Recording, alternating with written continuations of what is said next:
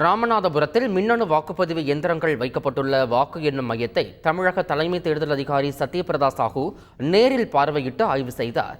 ராமநாதபுரம் மாவட்டத்தில் பயன்படுத்தப்பட்ட மின்னணு வாக்குப்பதிவு இயந்திரங்கள் வாக்கு எண்ணும் மையமான அண்ணா பல்கலைக்கழக பொறியியல் கல்லூரியில் பத்திரமாக வைக்கப்பட்டு தீவிரமாக கண்காணிக்கப்பட்டு வருகிறது.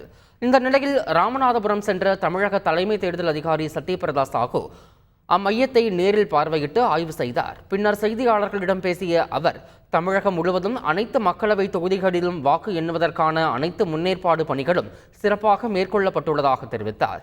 வாக்கு எண்ணிக்கை நிலவரங்களை விரைவில் தெரிவிக்க நடவடிக்கை எடுக்கப்பட்டுள்ளதாகவும் சத்யபிரதா சாஹூ தெரிவித்தார். திருப்பூர் மக்களவை தொகுதியில் பதிவான வாக்குப்பதிவு இயந்திரங்கள் வைக்கப்பட்டுள்ள அறையில் மின்சாரம் தடைபட்டதால் பரபரப்பு ஏற்பட்டது.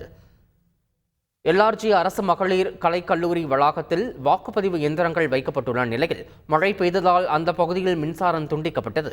இதனால் சிசிடிவி காட்சிகள் மங்களாக தெரிந்ததால் அரசியல் கட்சியினர் அதிர்ச்சி அடைந்தனர். இதையடுத்து தொழில்நுட்ப குழுவினர் உடனடியாக ஜெனரேட்டர் மூலமாக சரி செய்து மின்சாரம் வழங்கியதால் இயல்பு நிலை திரும்பியது.